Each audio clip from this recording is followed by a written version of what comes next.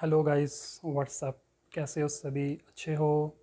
हम डिस्कस कर रहे हैं क्लास 11th की फ़िज़िक्स। आज हमारा फर्स्ट यूनिट का लास्ट लेक्चर होगा इंटीग्रेशन का, जिसमें हमने लास्ट लेक्चर में इंटीग्रेशन में क्या डिस्कस किया, फार्मूले हमने डिस्कस कर दिए और इनडेफिनिट और डेफिनिट इंटीग्रल की हमने बात की थी। कुछ रूल्स हमारे पास इंटीग्रेशन के बच गए थे, वो कवर करने के बाद हम आज ये एग्जांपल्स करेंगे और एग्जांपल के बाद ये यूनिट को ख़त्म कर देंगे। ओके, चलिए करते हैं अपना लेक्चर आज का हम स्टार्ट। तो हमारा लेक्चर है, रूल्स जो रह गए थे, 9th रूल आई थिंक हमने कवर कर लिए थे। हम चलते हैं 10th रूल की तरफ। 10th रूल है हमारा d by d x of ए की पावर एक्स। 11th रूल है हमारा d by d x of log x. ठीक है, ये रूल्स थे हमारे पास। जो रूल बच गए इस रूल को हम कवर कर लेते हैं। आप मुझे बताइए ए की पावर एक्स का क्या डेरिवेटिव आता है। तो ए की पावर एक्स का डेरिवेटिव क्या है? ए की पावर एक्स ही होगा। लॉग एक्स का डेरिवेटिव क्या होता है? 1/x है। इधर चलिए, ए की पावर एक्स का इंटीग्रल क्या होगा? नंबर 10th, इंटीग्रल ऑफ ए की power X with respect to D X क्या होगा? ए की पावर एक्स ही होता है। नंबर 11th, 1/x का इंटीग्रल क्या होता है? ई की पावर एक्स का इंटीग्रल क्या होगा? ई की पावर एक्स प्लस सी होगा एंड लॉग 1/x का क्या होगा? लॉग एक्स होगा और प्लस सी।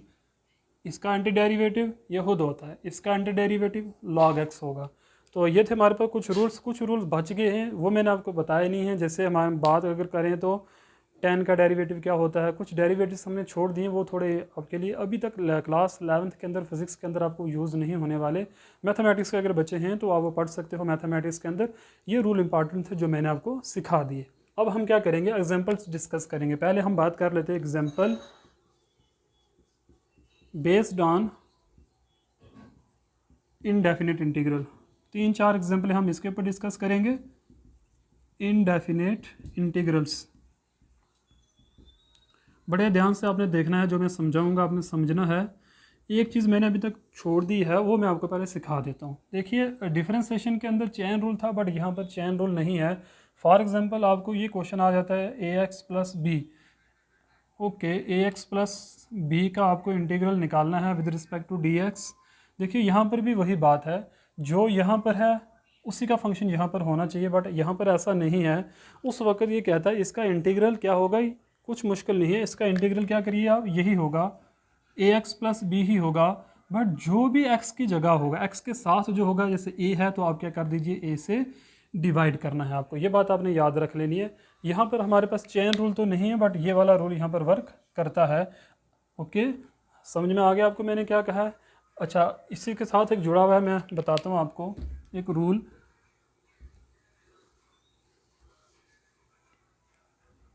अब देखिए यहाँ पर, जैसे e की पावर ए एक्स आ जाता है, आपको इसका इंटीग्रल निकालना है with respect to D X. Chain rule तो नहीं, यहाँ पर एक्स है, यहाँ पर कुछ और ही है, बट ये कहता है आप क्या करिए, इसका यही इंटीग्रल होगा।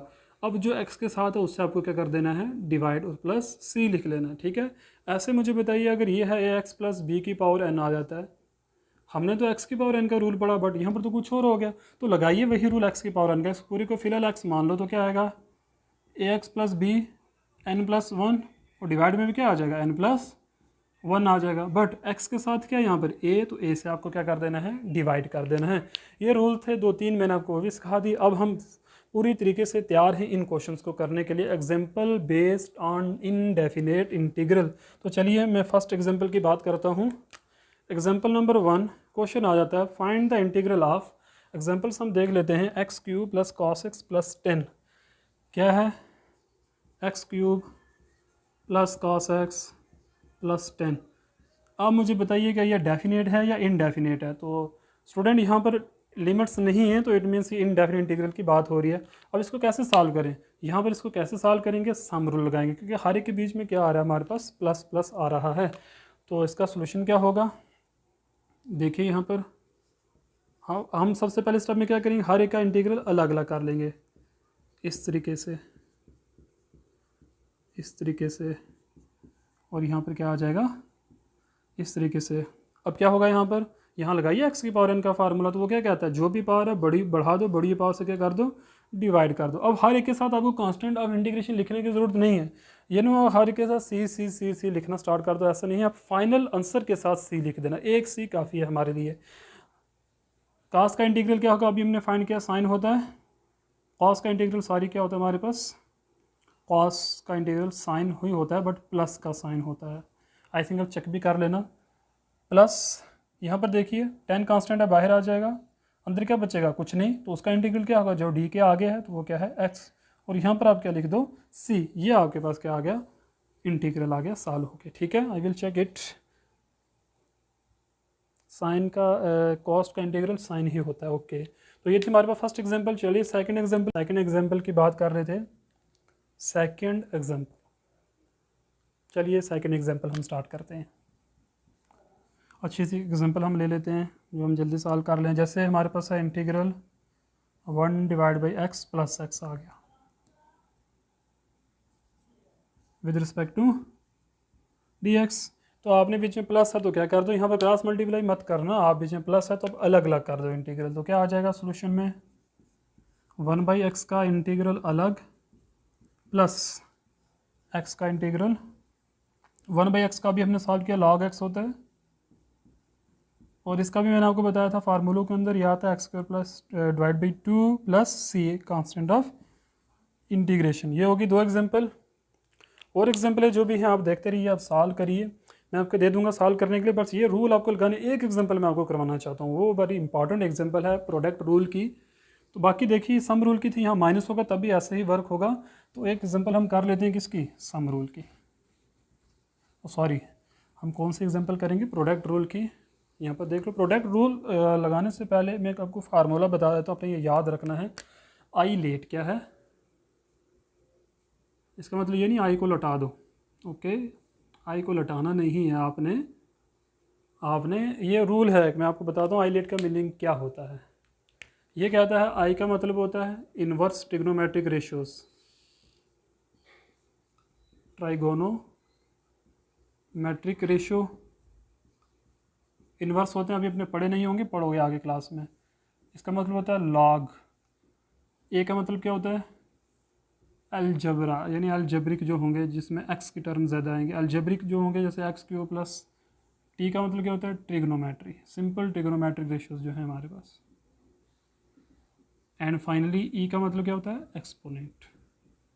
तो आपने जब भी प्रोडक्ट रूल लगाना है तो आपने इस लेंथ में आगे चलना है, इस वे से आई लेट को याद रखना, तभी आप उसका इंटीग्रेशन निकाल पाओगे, वरना बड़ा मुश्किल हो जाएगा। जैसे क्वेश्चन हम सॉल्व करते हैं, क्वेश्चन हम सॉल्व कर रहे हैं, इंटीग्रल हमें निकालना है e की पावर x इंटू मान लो साइन x। अब यहाँ पर प्रोडक्ट रूल लगेगा क्योंकि फंक्शन कितने आ गए हमारे पास, दो फंक्शन आ गए। अपने याद किसको रखना है, आई लेट को। पहले आई आएगा, आई इनवर्स ट्रिग्नोमेट्री नहीं है, फिर लॉ की टर्म पहले आनी चाहिए, कोई नहीं है, अलजेब्रा की टर्म कोई नहीं है, ट्रिग्नोमेट्री फर्स्ट होनी चाहिए, यानी साइन बाद में। तो साइन को हम कैसे लिखेंगे, पहले लिख लेंगे। तो हम साइन को कैसे लिखेंगे, पहले, फिर किसको लिखेंगे, e की पावर x को विद रिस्पेक्ट टू dx। ये काम हो, क्योंकि एक्सपोनेंट लास्ट पर है ना। चलिए इसका इंटीग्रेशन निकालिए, फर्स्ट फंक्शन ऐसे ही, सेकंड का क्या करना है, इंटीग्रल, यानी e की पावर x का इंटीग्रल, फिर माइनस, फिर फर्स्ट फंक्शन का डेरिवेटिव, साइन का डेरिवेटिव होगा, इनटू अगेन फिर क्या होगा, e की पावर x का integral with respect to dx, और फिर इस पूरे का आपने क्या ले लेना है, इंटीग्रल ले लेना है। तो क्या होगा, साइन का साइन ही होगा, और e की पावर x का क्या होता है, e की पावर x होता है माइनस, साइन का डेरिवेटिव क्या होता है, माइनस कॉस होता है। ये बात आपने याद रख लेनी है, क्या होता है, माइनस कॉस होता है, इनटू e की पावर क्या आएगा, x ही आएगा विद रिस्पेक्ट टू dx। तो ये माइनस बाहर निकाल दो तो क्या आ जाएगा आंसर, e की power x sine x minus minus into minus plus हो जाएगा, फिर यहाँ पर क्या आ जाएगा, कॉस एक्स इंटू ई की power X with respect to D X. ये यहीं तक आपने सॉल्व करना है, बिकॉज आगे ये टर्म्स रिपीट होना स्टार्ट हो जाएंगी, क्योंकि यहाँ पर हमें फिर वापस क्या मिलेगा, कॉस एक्स इंटू ई की पावर एक्स। फिर यहाँ पर प्रोडक्ट रूल लगाओगे तो हम इस क्वेश्चन को यहीं तक स्टॉप करेंगे। ये है हमारे पास इनडेफिनिट इंटीग्रल्स के कुछ क्वेश्चन थे जो मैंने आपको सिखाए, आपने सीख भी लिए। अब हम क्या करेंगे, अब हम सॉल्व करेंगे किसको, डेफिनेट इंटीग्रल्स को। सिर्फ दो एग्जांपल आपको कराऊंगा, फिर लेक्चर ख़त्म करते हैं, और इस यूनिट को भी हम क्या कर देंगे, ख़त्म कर देंगे। ओके, ये आप कॉपी कर लीजिए। और ये रूल आपने बड़ा इंपॉर्टेंट याद रखना, आई लेट का जो मैंने आपको बताया, ये बड़ा इंपॉर्टेंट रूल है आई लेट। मैं ये वाला रब करता हूँ, ये रूल मैं नहीं रब करूँगा बिकॉज इंपॉर्टेंट है, तो आप ये याद रखना आपने, ये हर जगह एप्लीकेबल होगा। हम एक दो फंक्शन उठाते हैं, जैसे हम सबसे इजी उठा लेता हूँ example based on definite integral. इसमें से आपको क्वेश्चन आ सकता है, डेफिनेट इंटीग्रल में से कोई एक दो क्वेश्चन आपको पूछ सकते हैं। तो एक एग्जांपल मैं उठा रहा हूँ इसकी डेफिनेट इंटीग्रल की। देखिए आप ज़रा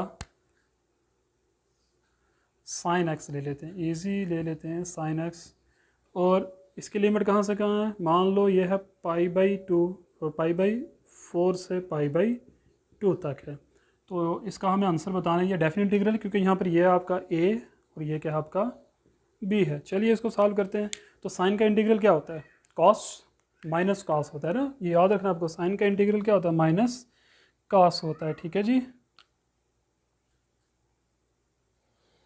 तो साइन का इंटीग्रल आ गया माइनस कॉस एक्स, और लिमिट कहाँ से कहाँ होगी, π/4 से π/2 तक, यानी लोअर लिमिट है π/4 और अपर लिमिट क्या है π/2।